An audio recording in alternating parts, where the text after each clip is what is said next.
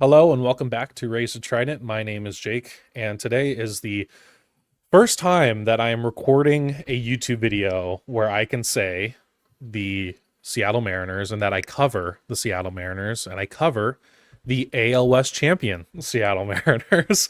The last video I did was before the Houston series, actually, I believe. And obviously, we all know how that went very well.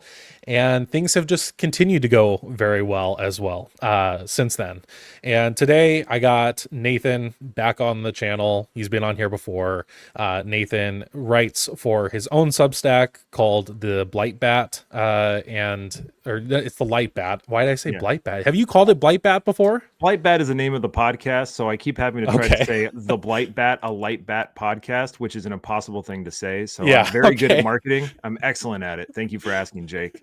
Yeah, of course. And you can find him on KJR sometimes as well, which is really cool. And yeah, how are you doing today, Nathan? Buddy, I think today things are starting to process for me a little bit, but I feel like since the beginning of the Astro series, we're recording this on Friday the 6th. I think the Astro series started a week ago.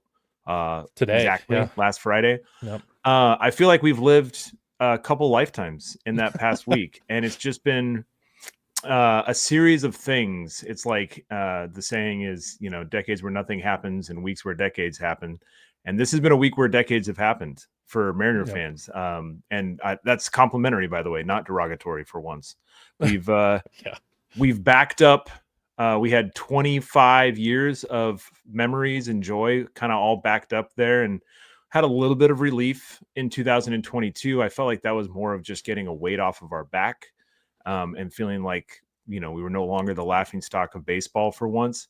But this is more than that. There is something to winning a division, any division, at any season, no matter how good or bad that division may be, that feels very satisfying.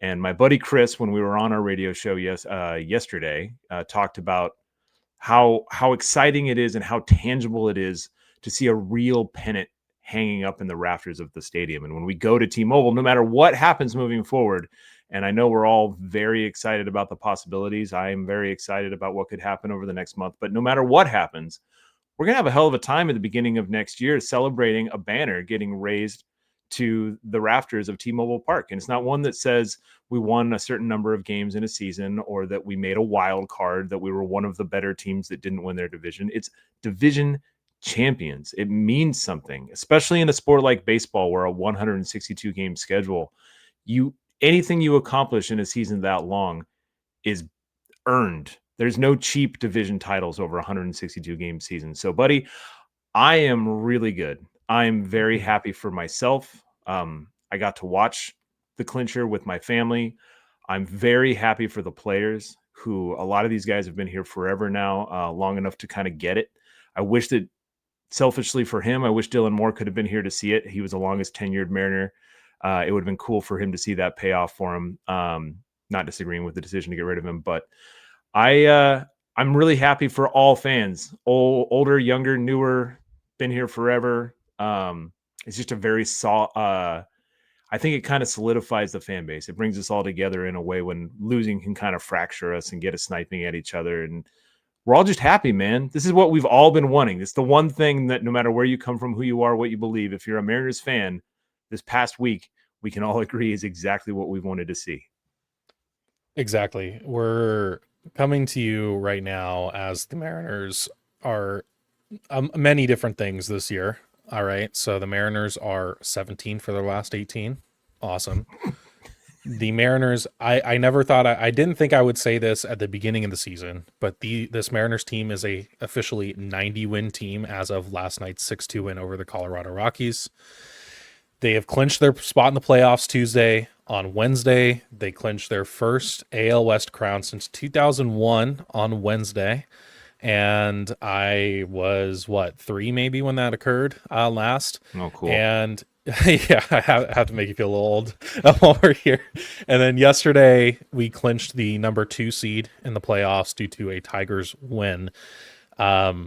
But yeah, the overall the last week of baseball might be one of the best weeks of baseball, like straight up, that the Mariners have had in literal decades. You go into Houston and you not only sweep them, but you pretty much dominate them. Outside of one grand slam, it pretty much wasn't close the whole series. You never trailed at any point. And then you go home and you know you're facing the Colorado Rockies, right? And although that feels very benign, right? The Colorado Rockies are maybe going to get 45 wins this year, maybe not, probably not at this rate. And so that's like, oh, they have to take care of business. But this is the Mariners we're talking about. Like, it would be very Mariners for them to find a way to lose this series and have the Dodger series matter.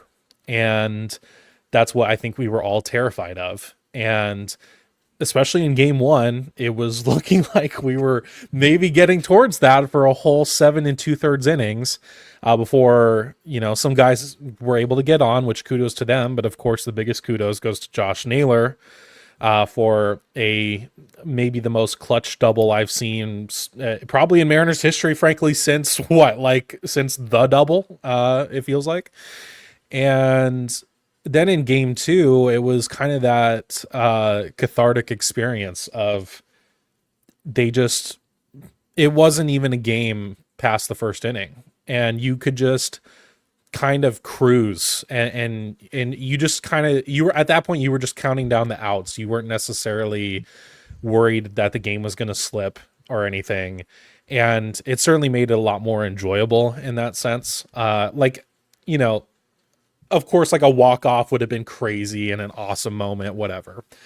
But I think it was nice that just for once we could achieve a big accomplishment and not have to be on the edge of our seats the whole time while doing it. We could actually relax and be able to kind of start soaking it in before it actually occurred. And a big reason I wanted to have Nathan on, and usually this is the case when I have Nathan on, is, and I've said this plenty of times before, like, I'm a newer fan, started in 2022, whatever. Like, I did not go through the decades of the dark ages of the Seattle Mariners. And of course, Nathan has. And so, of course, it is really cool on my end to see them win the ALS crown. However, I didn't go through the drought since 2001 of that. And it was cool for me in the sense of, one, like, a division crown's awesome. And of course, you kind of slay that dragon of the Houston Astros finally after a few years of it being very close. And for me, it was feeling more like I was happy, of course. Like, I was like, this is super sick to watch happen. But I think a lot of my emotions and why I felt so like happy about it was not for me, but for people like Nathan, or people like, for all of the Mariners fans that I know, that I've talked to, who have been through literal decades of disappointment every single year, to have that pay off in a, like it did. And just I think it's just that happiness that I can watch these people that I talk to and have become peers with get to enjoy a moment that they've been waiting what feels like a lifetime for. So, Nathan, I would love to hear you talk about what that night was like for you. Well, thanks first of all for the kindness there. I'm happy for me too. Seriously, I have a hard time sometimes just accepting happiness for something that's just, I get to experience this. So the Yeah. Mariners, the 2025 Mariners, have been a good growing lesson for me, that I don't necessarily have to deflect all of this joy. I can hold on to some of it for myself. Yes. And you're absolutely right. I mean, you said you're a younger fan, but you spoke really well to the juxtaposition of what being a Mariners fan has largely been in two ways. One, anytime the team starts to do well, you get a growing sense of dread the better that they do, because the Mariners for the last 24 years have been many things, but one of them is an ever more and more elaborate contraption in order to figure out how to tear out the hearts of their fan base. So anything good that occurs must be a setup for something that ends with all of us feeling terrible. That's how this team works. That's how they've always been. I wrote about this a couple of weeks ago. That's the defining characteristic of the Mariners, is not that they're terrible. It's not that they're unwatchable. It's that they're going to hurt. They're going to fail. That's the thing about the Mariners. And it doesn't matter how good of players that they've had over their years. Every single one of them has run into this wall of fate or karma or ineptitude or bad luck, and they've failed. So even going into last Friday, a week ago, I was filled with dread. They were going into Houston, and that's where they break, historically speaking. So that's it. That's where it happens. And then the other thing that you said that was very accurate was, on the rare occasions when they do succeed, it tends to feel like a David versus Goliath kind of triumph, or hinge on some uber dramatic moment, some crazy comeback, some unbelievable ninth inning walk-off shenanigans where the other team does something terrible, or just the inexplicable happens. Mariners' greatness often feels inexplicably unlikely.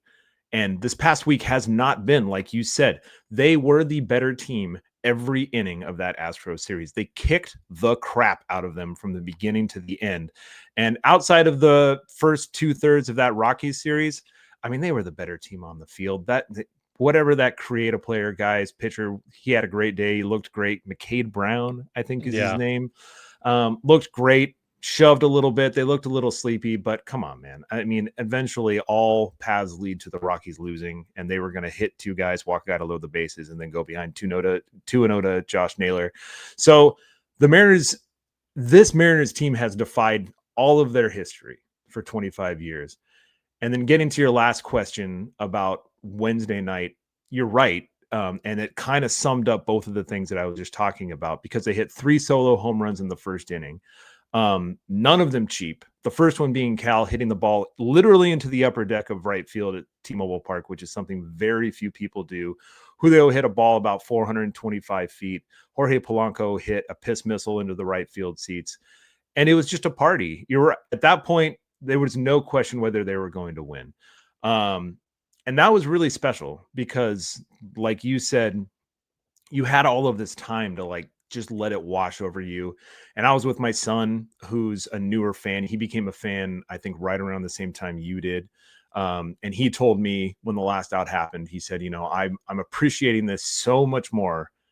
And sounds like the stupid thing where people talk about their like 5-year-old reading the Constitution of the United States or something. But no, he actually turned to me. He's 17. He's a senior in high school. He said, this means so much more to me than it did in 2022. And I was like, yeah, because you've dealt with some crap now. You've been through 2023 and 2024. So you know that this means something. It's not just what the Mariners do. Getting to share that with him, and then my wife and my daughter got home later in the evening when it was about the 7th inning or whatever. And they both sat down just in time for Cal to hit number 60. And it's like, we're not built for that level of joy when number 60 landed into the seats, brother. Like, as Mariner fans, we are extending our capacity to feel good beyond its previously known limits when something like that occurs. Because obviously no Mariners ever hit 60 home runs. The Mariners haven't clinched a division in 24 years, and it's happening in the same game. Like, it was overwhelming, and I kind of thought it might happen. I talked about it on the radio a couple weeks ago, but when the final out happened, I did just have a little breakdown. I just hand in the face in the hands for about 5 minutes, not heaving, not necessarily sobbing, but I really didn't know if I was ever going to see it happen.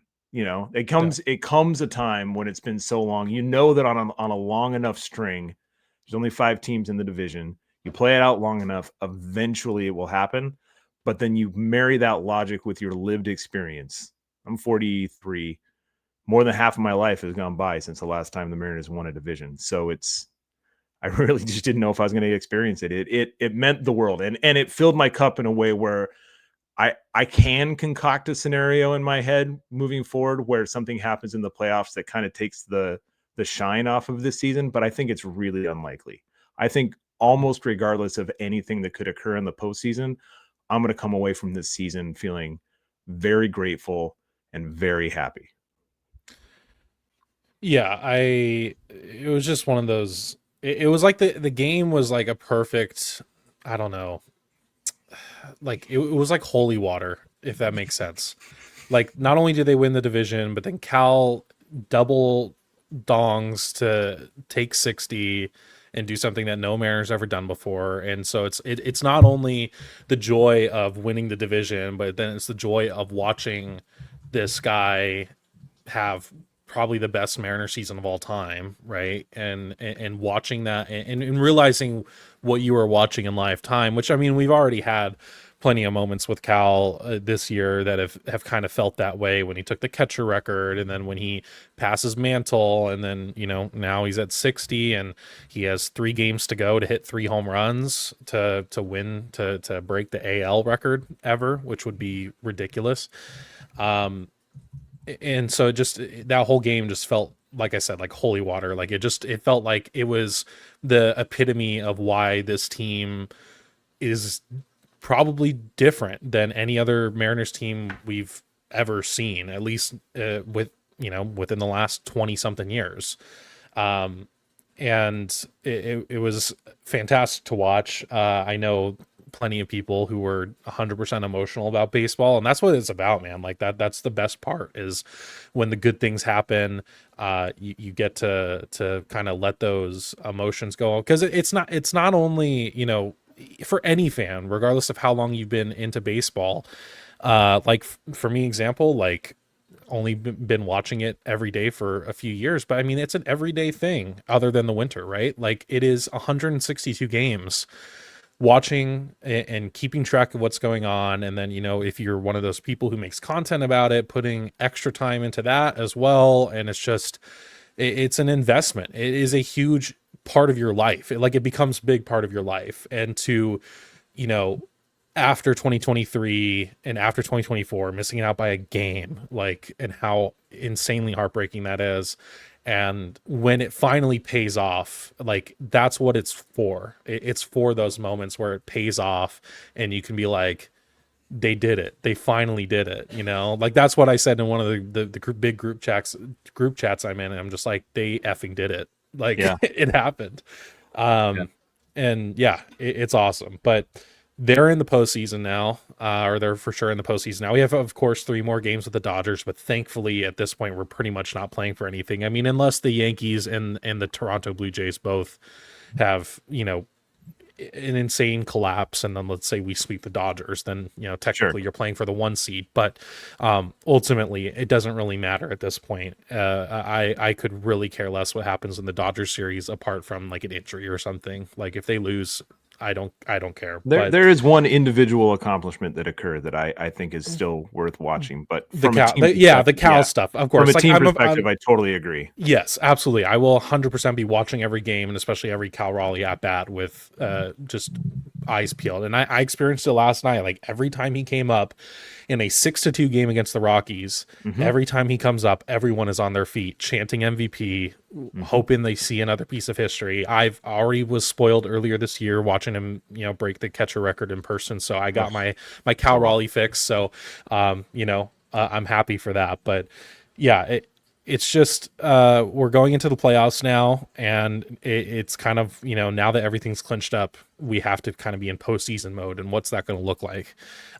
So right now, entering play today, we would be facing the winner of Cleveland versus Detroit in the wild card round. We would have the home field advantage for the ALDS. And then if we get through the ALDS, we will have one of Toronto, New York, or Boston in the ALCS. However, we would not have home field advantage. Well, it would only be if Toronto gets through that we would not have home field advantage. So, Correct. yeah, but that's what we're looking like right now as far as the playoffs go. So, just starting with the ALDS in general, is there, who would you rather have, Cleveland or Detroit in that division series? I think if we're picking between those two, you have to say the Tigers, right? I mean, this is it's hard because the season really does reset after the regular season, but you have to base this on recency and the way that those two teams have looked the last 3 weeks. They have gone in Mhm. completely opposite directions. The Guardians are the only team in baseball that has anything remotely resembling the Mariners' current juju.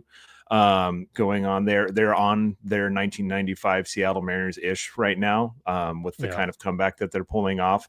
I think the Tigers are a more talented team, like roster wise, than the Guardians, but the Guardians are playing out of their freaking mind, which something I said on the radio. I'm not sure if I'm really scared of anybody at this point if the Mariners are going to play the way that they've played the last 2.5 weeks. But I think that's definitely a better matchup. And I was saying about how there's only like a few scenarios that I can think of. They're going to leave me really sour if the season ends without the team winning. And one of them would be if somehow the Astros sneak into that slot and the Mariners were to lose to Houston in the first round of the playoffs. So that's the one thing I don't want to have happen. I acknowledge it would be incredibly awesome if they did so, to snuff them one more time in front of the home Yeah. fans at T-Mobile Park. And that is a very special kind of joy. I enjoyed watching Carlos Correa's life kind of stretch out in front of him as he was doing that in-game interview on Sunday Night Baseball, and just like having him try to like pretend like it was a normal game as the Mariners were up like 6-0, whatever it was at the time. Yeah. That was good stuff. And I'd be all for that. I think that they should mic up all the Astros if that series happens and interview them in between every inning. But I kind of feel like we've already done that. You mentioned that they slayed the dragon. That dragon's already dead. I don't need to play the Astros anymore. So I say give me the Tigers. Tarek Skubal is still maybe the best pitcher alive, so that's scary. And they've got some good position players. There's not going to be any easy matchups because all these teams are pretty good. But I think you got to say Detroit in the first round. I would agree with that, and not only based off the recency stuff, but also when I think of the Guardians, I think of all of those infield hits and how not fantastic our infield defense is, and I could absolutely see that being a bit of a Achilles heel for us if we play them. And of course, Jose Ramirez is literally a nightmare, which good for him. It's awesome that like Jose Ramirez isn't a dig at him. It's just he's that good. But on the Tigers too, it's like, okay, who am I scared for? Tariq Skubal, sure, but also we've beat him twice this year. Like, so, and it's just, so I'm not worried about that. And it would be in Seattle. So, which one of the wins was him pitching in Seattle. So it's just, I'm not necessarily worried about that. Obviously you could have him pitch twice, which would be difficult regardless. Like, he's still a really good pitcher. So there's no guarantee that you beat him the first or second time. But then after that, like, who am I scared for? I guess Riley Green's like a home run threat. Spencer Torkelson's a home run threat. But in general, like, I feel like we match up fine against the Tigers, and their bullpen has been bad the last few months, really. So it's kind of like after you get past Skubal, if you beat him, like, you're playing with house money at that point is what it feels like. So and to your point, I think we're in a weird spot, and I'm not trying to cut you off. So no, you're fine. I think we're going to have to reconcile that. I don't know if there is a bad matchup for the Mariners in the American League. That's not saying that I think the other teams are bad. I think this Mariners team is just actually very good. The roster is just very good. So like, you're talking about like, who are you scared of? I mean, not really anybody if the Mariners play their game, especially if they have home field advantage. They're 22-3 at home since the All-Star break. I mean, they are absolutely unbeatable at home. So, this is going to be, it's going to be weird. I talked about earlier about, like, this is not the Mariners. This is not the underdog Mariners. This is a lot closer to the 2001 prohibitive favorite, better than most of the teams when they step on the field with them kind of Mariners. And that's even rarer than the Mariners making the playoffs. Yeah. And then on the other side of the bracket, like I said earlier, it's all AL East right now. Toronto, New York Yankees, Boston Red Sox. Instead of going over like who's the best or the best fit, because I mean, I think we can all probably agree like Boston has been hanging on for a little while now anyways. Going off of who scares you more, and for me, I would have to say the Yankees, and I kind of said that a couple times otherwise in other places, like privately, but like, I don't know, like, I think the Yankees obviously have they have decent pitching, and especially in the back end of the bullpen has started, I feel like, to look a bit better since they're, after the trade deadline when it looked Yeah, like they all got of them all were going to fail. years. Yeah, they looks like they're starting to stabilize there. But for me, it's just like the Yankees offense. It's just, I mean, everyone is a home run threat, and in the postseason, home runs are king. And it's just Mhm. like, I mean, you obviously have Aaron Judge, of course, which granted, like, what an awesome matchup that would be, especially Yes. for the whole MVP debate that we're going to get into after this Yes. briefly. But everyone is a threat. Bellinger was kicking our ass earlier this year. Goldschmidt feels like he can just find any hole in the infield he wants against us, and it's just, I feel like that offense is going to be tough to overcome. And then pair that with being in Yankee Stadium in that environment. I mean, granted, you would have home field advantage, but Mhm. regardless, like Yankee Stadium is a difficult place to play for anyone as an opposing team. So, Mhm. would you agree with that, or do you feel like you put up Toronto or Boston? No, I think there's varying things that concern me about all three of those teams, and I think what you're talking about being afraid of the Yankees makes total sense, especially that until very recently, the Mariners' starting pitching has just not been what it has been in previous seasons, and you run into a hot lineup, a hot and talented lineup. I mean, we didn't even talk about Jazz Chisholm and Trent Yep. Grisham, and so they've got a deep lineup, probably the second best lineup in the American League compared to Seattle, in my opinion. But they have the best hitter, straight up, the best offensive Yep. player in baseball in Aaron Judge, and there's no debate about that. And that is really threatening. I almost kind of wonder if the thing that I'm more concerned about is a team with a great starting pitcher that can shut down the Mariners bats in a way that they haven't really been shut down in a while. And for that reason, like someone like Garrett Crochet for Boston kind of scares me, especially as a left-handed hitter, left-handed pitcher. I feel like he presents just a real big challenge for a team like the Mariners, and I could see him coming through and just buzzsawing them like he did. Yeah, I think he struck out 15 guys a couple of days ago or something like that. So that scares me. But you're right. The Yankees are probably the scariest of the ALCS opponents in my head. Toronto, I respect Toronto. I respect the Blue Jays and what they're doing. There's a certain level of humor that would be available there in once again ending their season in the playoffs, because I know that they're deeply scarred, and I'm all for making those scars deeper and more numerous for them.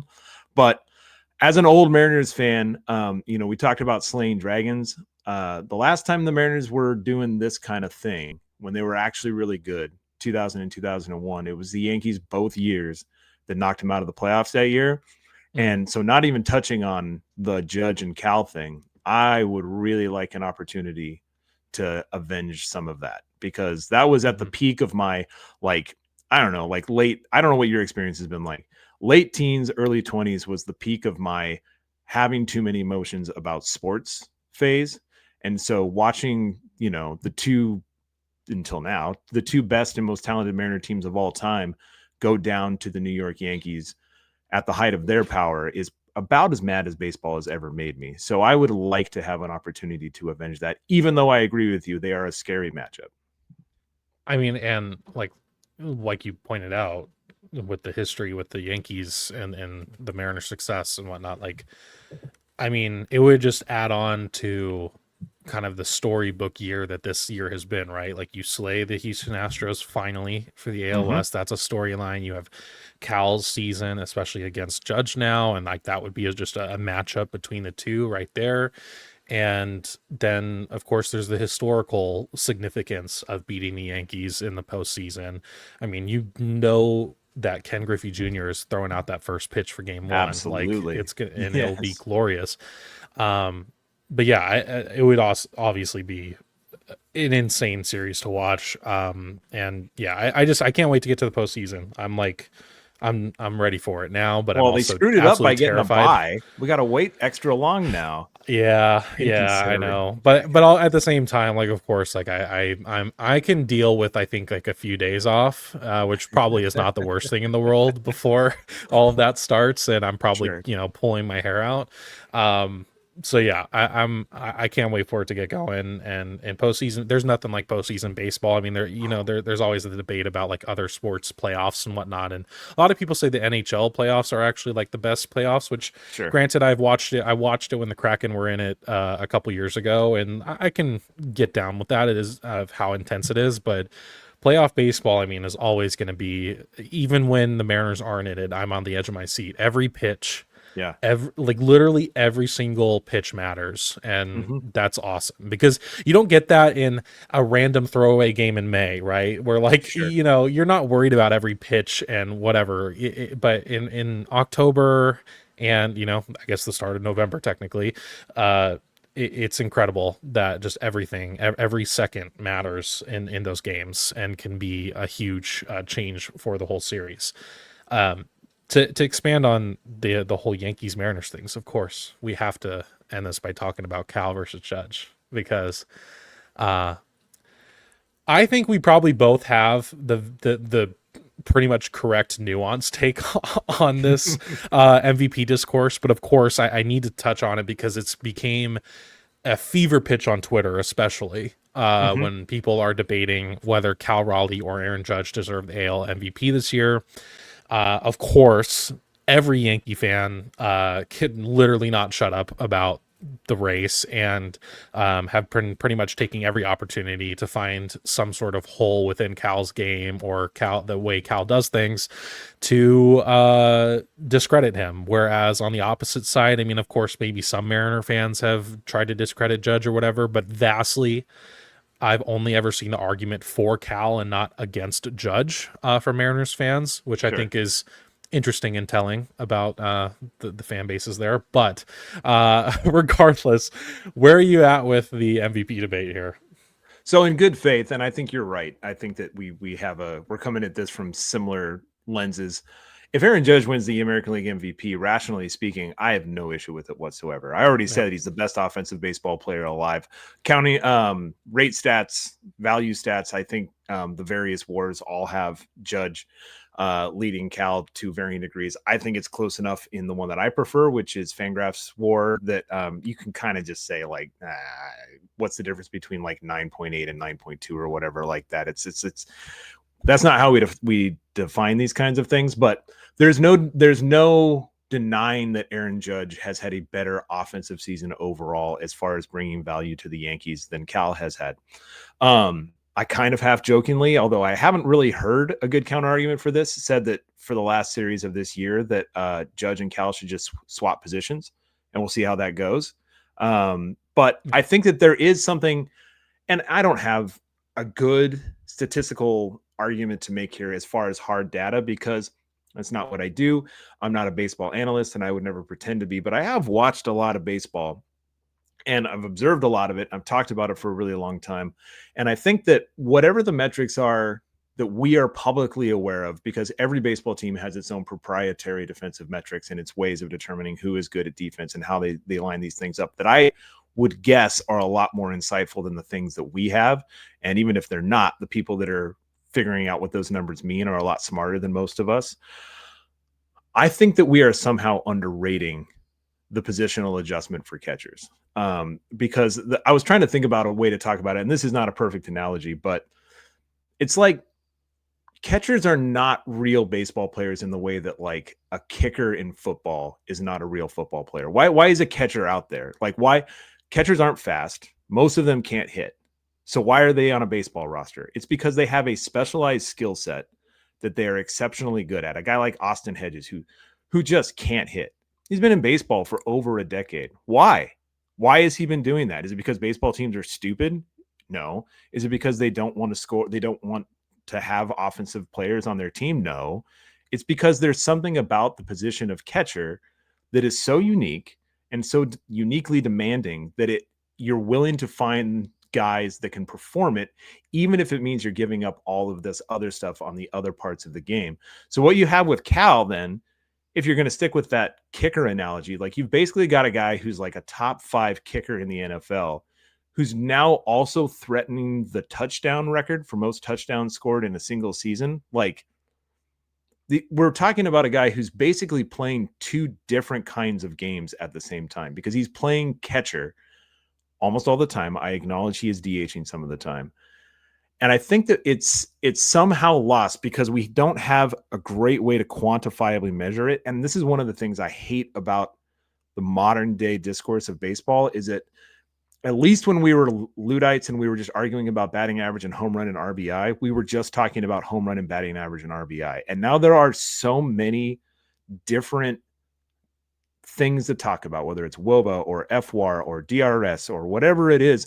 And the problem is that it doesn't matter how many numbers you throw out there, the people that are using them are not smart enough to really know what they mean. So we're all just kind of yelling noise at each other and coming at it from a bias. My primary argument is twofold. One, I think that Cal's catching cannot be overstated. And I'm not really joking about it. Like, Cal could be a bad major league right fielder, like a passable one. Like, he could be out there. I saw, who was it? Mike Morse play the outfield. There's one. He did it because he could hit home runs, and they just threw him out there and he kind of just loafed around and whatever. Nelson Cruz played a lot of outfield. Domingo Santana played outfield. All of these terrible right fielders. Cal could be in that argument, be fine. Put Aaron Judge behind the plate. I think the baseball game would become a farce within 2 innings. This is a big 6'7" man who has never caught before. It's not going to happen, man. The game is going to have to stop. There's going to be 15 pass balls per inning. So I think we underrate the difficulty level of what Cal is doing defensively and just the nature of the position he plays. And then the other argument isn't even necessarily saying he's better. It's more just saying, historically speaking, if you hit 60 home runs in a baseball season, regardless of the position that you play, if you are setting records, if you are doing things that nobody in baseball has ever done before, baseball voters tend to like that narrative. It's something that carries a lot of weight. Baseball is an incredibly historic game. It's a very old game. We're relying on 150 years of history. So we can compare when guys do stuff in 2025 that hasn't been done in the history of baseball. There's been a lot of baseball that's been played over the last 150 years. This is very real history that's happening. I went back and looked at it yesterday. There were 9 guys before Cal that hit 60 or more home runs. Babe Ruth didn't win the MVP in 1927 because for some reason you couldn't win multiple MVPs back then, and he had already won one, so he wasn't even eligible to get votes. And then we had we had 61 Roger Maris, who won. This is a great case study for Cal. Roger Maris won it in 1961 when he hit 61 home runs, despite the fact that his F4 was like 4 or 5 full wins lower than Mickey Mantle, who was his teammate.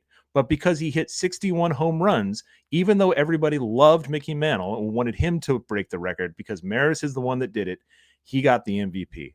Then you have the 98 guys, Sosa and McGuire. McGuire didn't win because Sosa did. 99, Sosa and McGuire.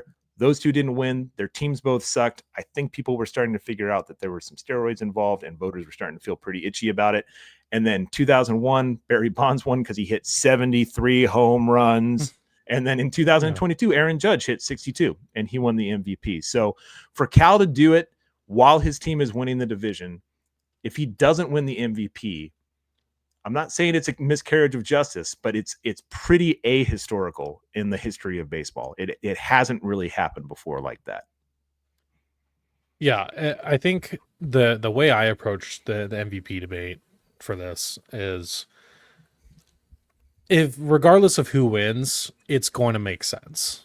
Yes. It's going to be justified, and it's going to I will be fine with it. If Cal doesn't win, of course, like, I'll be upset, but not in the, oh my god, I think he was robbed. It was more of, that would have been really cool, right? And I think that's kind of the difference here too, is like, it's definitely the opposite on the other side. It would be a robbery versus, oh, I can't believe that didn't happen. But man, Yankee fans are just really upset because they don't have an organization that's committed to winning World Series. They never win the World Series, and it's very hard to be a Yankees fan because you just don't have good ownership, and you can't even win your division this year, which is just really sad and kind of pathetic, actually. And I get it. They have a lot of angst and frustration about that. It's probably making them feel inadequate. They don't even have the biggest payroll in town because the Mets owner is more committed to winning than their ownership is. So that's got to be tough, man. I understand it. You've really been through it, Yankee fans. So I get why you can't go more than like 5 words without using, slurs and curse words and all these other things that you use. It's got to be really hard. Yeah. I think the biggest part where I've grown so frustrated with the discourse is the comments that I've seen pretty much everywhere at this point of that it's not even close, or Yes. Cal there isn't even an argument. Yeah. Then just say you don't know ball, man. Like, there absolutely is an argument for him. And you want to know how I know that is because all of the major analysts and writers and everything, even Jeff Passan, Mm-hmm. like, who is like the most respected dude in the whole business when it comes to this stuff, is saying, yes, there is an argument. Like, he said it, I would vote for Judge, but I'd feel bad about it. Mm-hmm. And he wouldn't say that if there wasn't an argument for why Cal should win too. And so, and I don't want to put it all on, just Jeff, right? Like, in his word as gospel. But at the same time, like, you've heard it everywhere at this point. There's a reason, like, frankly, there is a reason that MLB Network is constantly talking about it. And there are MLB analysts saying that they would pick Cal Raleigh. There's reasons why catchers in the game, Austin Hedges, for example, said they think Cal is the MVP. And ultimately my prediction is that Judge wins. Like, Okay. and I think that's what's going to happen. I don't have a vote. I can't, I can't sway this one way or another, but I think it's just, I have grown frustrated with the comments about there is no argument or it's not even close. Cause it is very much close in this race. And because to the point where, like, I would not be shocked if Cal ends up winning. It could absolutely happen. And I think the one reason I feel like he's not going to win, in the sense of my prediction that he's not going to win, not that I don't think he should win, is I think if he had his platinum glove level defense this year instead of last year, I think he would have it on lock. There has been a noticeable decrease in his defense. He's still a top 5 catcher in the game, maybe even top 3, depending on how you look at it, right? Defensively. But there has been a noticeable decrease, right? Like, I remember last year being in awe of him constantly throwing out runners, especially in the second half. He was going absolutely nutty at the plate, throwing guys out who were trying to steal. Like, it felt like it was automatic, and it certainly has not felt that way this year. It almost feels like every time they're safe and like it's nothing. But, and I feel like if he had that defense this year, then the whole he's a catcher thing would carry a lot more weight than it does. Regardless, the catcher thing has to hold weight, and the people who don't give it any weight whatsoever are lying to themselves, or like I said, just don't know ball, right? Like, Austin Hedges put it in the same way of, like, that for your legs are dead every time you catch. Yep. By the first time you take your at bat, your legs are already dead. And then you have to think about it in this way, right? When have most of Cal's home runs been? I don't have the statistics to back this up, right? But it feels like it's always late in the game, right? He is better when the game gets into crunch time and he has to be clutch and he has to come through for his team. And we've seen it time and time again. He comes through in those scenarios. And those scenarios only happen late in games, right? Like, you don't have a clutch crunch time scenario in the first or second inning. So, and you have to think about it. If he's catching that game, his body is the most tired at that point, in the 8th, 9th inning, and he still finds ways to come through. Like, still finds ways to come through, and it's just, he has caught over 1,000 innings this year. Okay, like, think about that, 1,000 innings, right? And I want you to think about how hard it would be to crouch down for 1,000 innings versus, I don't know how many innings Judge had in the outfield, but I'm sorry, standing in the outfield it's been less than 1,000 innings. I'll tell you that much. It's been like 800. It's not even close, frankly. Yep. So defensively, like, duh, it makes sense that Cal is more valuable in that way. And Judge also DHs a lot, which, granted, Cal has DH'd 36 times this year versus 120 games where he's caught, by the way. Like, that's still ridiculous. And so, and then to see what he's done for the team time and time again in the clutch scenarios, but then treating Mariners fans to the year he's had this year with all the home runs. I mean, you saw that reaction for number 60. I was there when he passed Salvi, and I can tell you that is the loudest crowd I've ever been in outside of somehow a Seahawks game, because NFL games, I've learned, are the most insane drone of crowd noise you'll ever hear in your life. But yeah, it's just you see what this means, and he's now led his team to their first division title in 24 years. Yeah. And the number 2 seed in the playoffs. The Seattle Mariners are the number 2 team in the AL. Like, how insane is that to say when we're thinking about before the season started? Would have never guessed. I'd be like, they'll probably make it in the wild card, but they are the number 2 seed in the AL. Yep. And they're the division champs. And a lot of that goes to Cal, because the pitching hasn't been good as this year. So the offense has had to step up, and the offense has stepped up. Like, Julio's had a fantastic year. Randy's had a great year up until the last month, right? Right. Jorge Polanco. And Jorge Polanco has been huge for pretty much 4 months out of 5. Yep. But regardless, none of them have came close to what Cal has done. He has basically doubled what they have done at the plate, and he has been the catcher, the starting catcher. And it's just ridiculous to say that, It's also, and it's worth remembering too that we're all really excited right now. The Mariners are a really good team, and they're playing really well, and they've won. Did you say 17 of 18 games? Is it 17 of 18? It's something like that. 17 and 1 in their last Crazy. 18 games. That's Iwachira. But for the first half of this season, this was a standard operating Jerry DiPoto Seattle Mariners team. They had holes all over the roster. Their rotation actually got hurt. And one of the things that's been funny is one of the bad faith arguments I've seen is that Cal has relatively had a bad second half compared to his first half.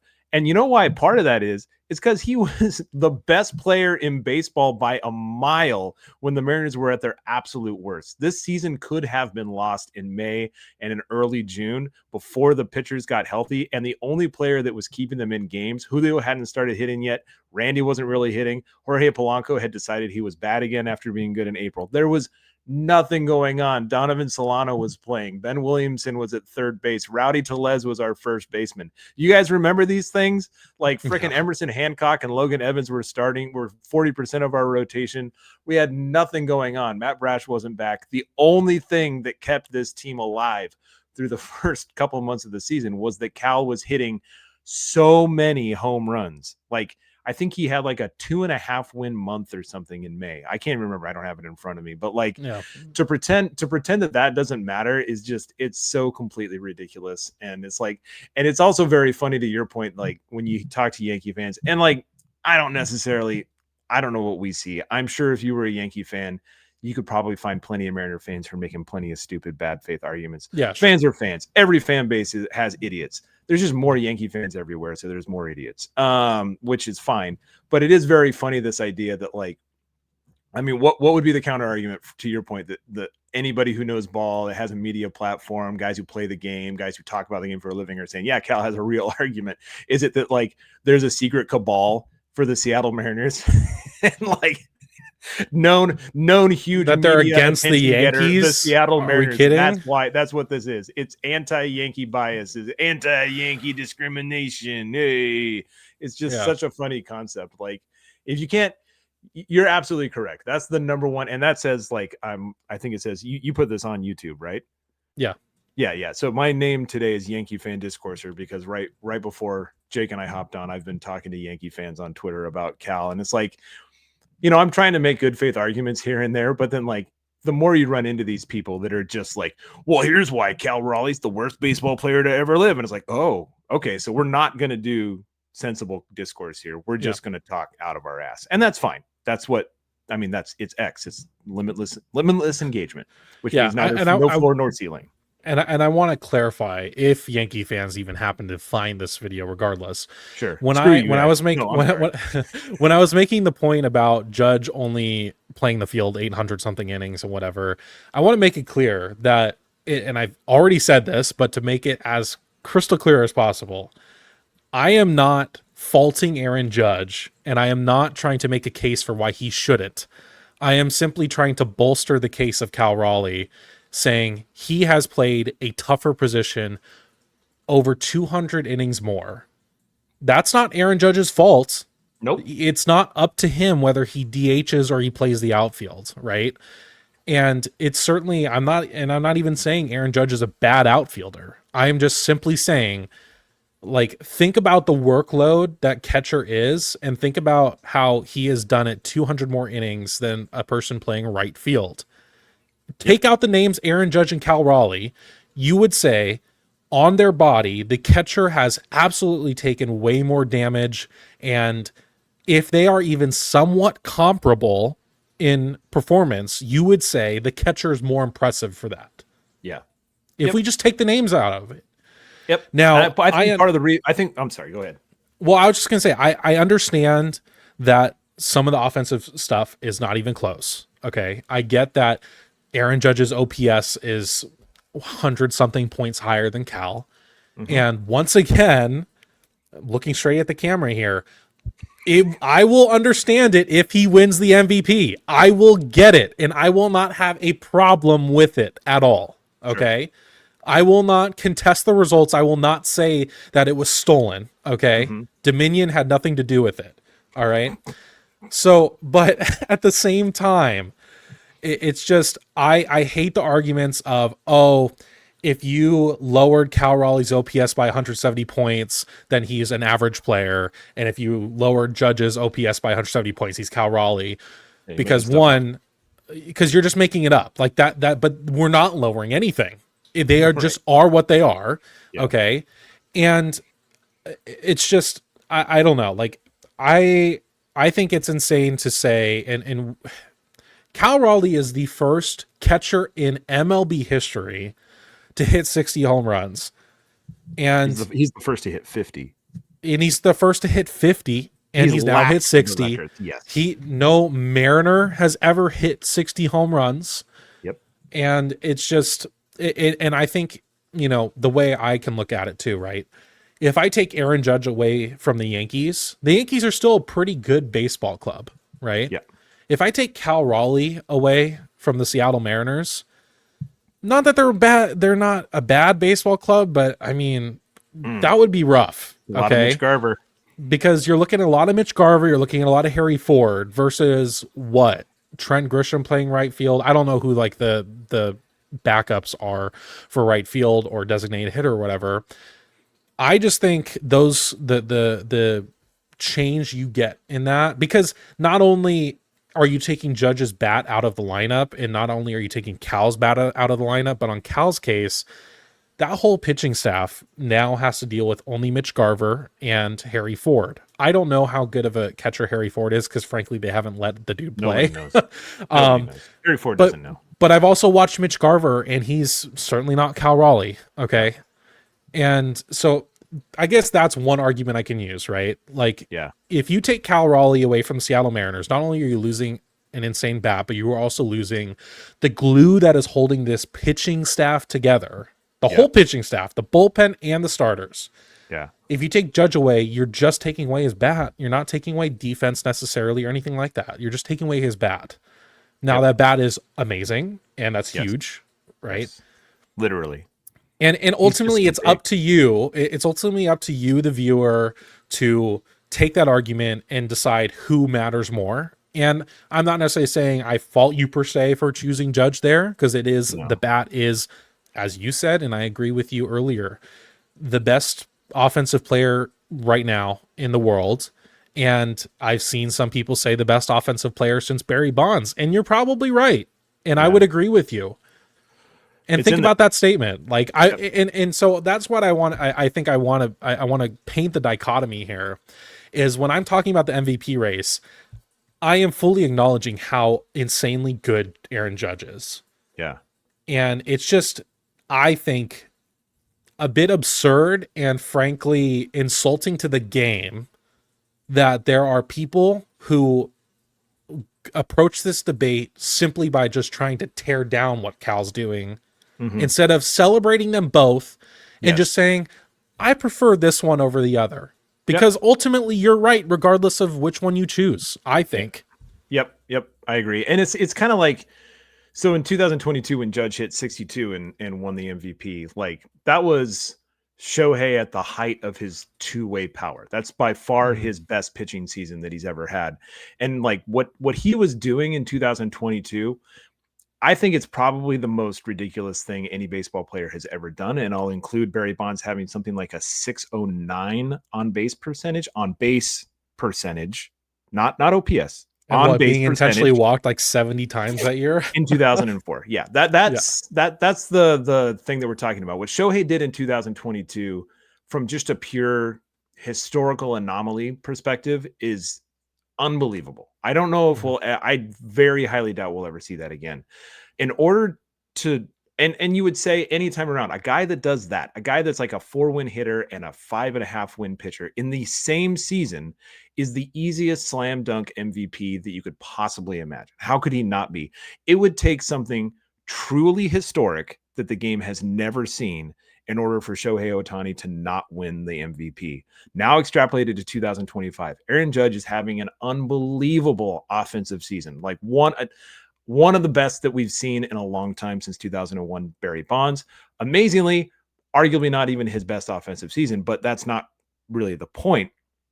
The point is, in order for a Judge to be having this kind of season and to not be a slam dunk, obvious MVP winner, somebody would have to be doing something so historic, so unprecedented that they would justify taking the MVP from him. And I would argue that what Cal Raleigh is doing right now is that kind of historic accomplishment. And that's all that we're Mhm. saying. We're not saying that Cal is a slam dunk MVP winner. I will say, I don't want to take you too long and over what your availability is. I No, think you're he's good. going to. I think he's going to win. And I could be wrong, and I'm probably bringing an element of wish casting to this, but I think the history that he's brought, the unprecedented nature of the season that he's having, is appealing to voters. I think the fact that there's subconscious elements in play here. I think that voters probably know this is the only chance that they're ever going to get to vote for Cal Raleigh to win the MVP, whereas they've already gotten a chance to do it for Aaron Judge and may get many more chances to vote for Aaron Judge to win MVP. I think that merits consideration. I think there is fatigue from voting for Aaron Judge on a subconscious level, and we're talking about cascading effects, like Mhm. subconsciously he gets a vote here or a vote there from these things. And hilariously, I bet that he gets a vote because he has a kick-ass nickname. Like not consciously, like somebody's Yeah. not going to wake up and be like, I'm going to vote for Cal Raleigh because he's called Big Dumper, and that's very funny to me.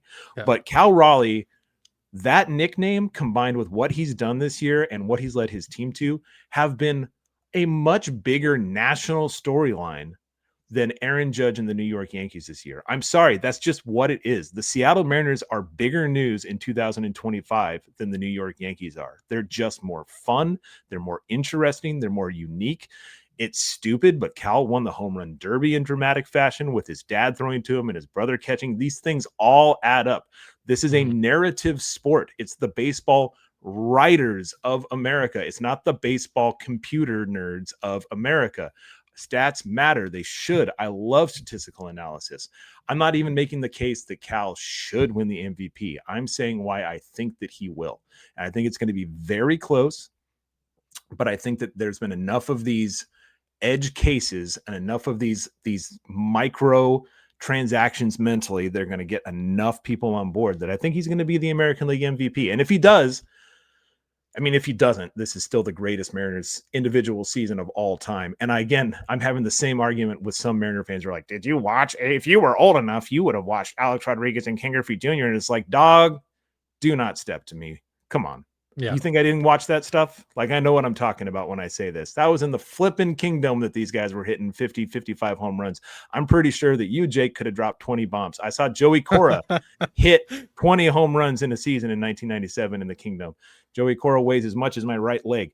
No, this is in T-Mobile Park that a catcher has hit 60 home runs and led his team to a division title. It is full stop the best individual Mariner season of all time.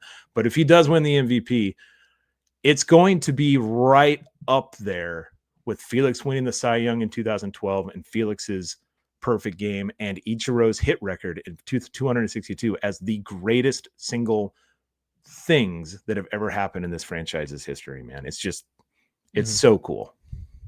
So last question about Cal that I want to get off for this is I mentioned earlier, he is 3 home runs away from taking the AL West. Sorry, not the AL West, the American League home run record. 3 games to go against the Dodgers. One, or I guess is a two-parter. A, do you think he does it? And B, if he does do it, do you think that pretty much makes him a lock for the MVP, or do you still think there's still very much a debate there? There will be an intellectual debate going on no matter what his home run total is, unless he just goes absolutely ham and hits like 5 or 6 in this weekend and obliterates it. I think that if he gets the American League home run record, like what I'm talking about is like in my heart and in my head, I think it's like 52 to 48 cal right now. Like it's really close. And if you take my inherent bias away, it's probably like right at 50-50 or even a little under. But if he breaks the American League home run record, dude, it's it. He will not be denied as the American League home run all-time home run king. Like it's just not going to happen. It's if he gets it, book it. So he's not taking a day off this weekend. And if we get lucky, there'll be some kind of a blowout where he gets to like face an infielder or something. Like Yeah. it'd be good stuff. Let's get Max Muncy out there throwing some pitches to Cal Raleigh because it would be very, very cool. Right. Of course. Yeah. I think, I'm not going to necessarily make a prediction that he does do it, but yeah, I think if he does take it, I think it's I don't hard feel to not. confident saying he's not gonna. Why would you? Why Absolutely would you feel not. No, I mean, like, we've seen him hit 2 home runs. I've seen him personally hit 2 home runs in a game. I went into that game being like, he needs 1 more to tie it, 1 more to break it, or 2 more to break it. I would be thrilled if I could at least watch him tie it, and then I watched him break it. He can do it easily. one at bat where he's tied it? I want him to tie it and get one at bat, at least one at bat to try and break it. You know, exactly. that would be very, very special.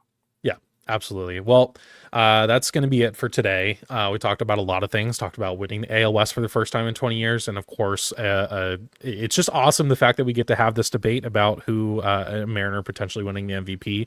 So, yeah, it's been a great talk. Nathan, thank you so much for coming back on the channel. We appreciate it. Go ahead and tell the people where they can find your stuff. Sure. Thanks so much for having me, Jake. I really appreciate you having me back. And it's, again, like I've said every time, it's awesome to see you continue to expand your platform and your success. And it's great. It's well-deserved on your end. But if anybody wants to read what I write, it's at thelightbat.substack.com. It's 100% free. I do accept $5 a month contributions if you feel like helping out, just to help me, give me the time and the resources to make it happen. But it's not necessary for you to get the entire experience of what I write. Next week, we're going to have an awesome week. I have my own podcast with the newsletter. I think I've got 3 podcasts lined up already for next week. We're going to really try to celebrate the Mariners making the playoffs, but it's been awesome. Thank you so much to anybody who's already subscribed, and I really appreciate it.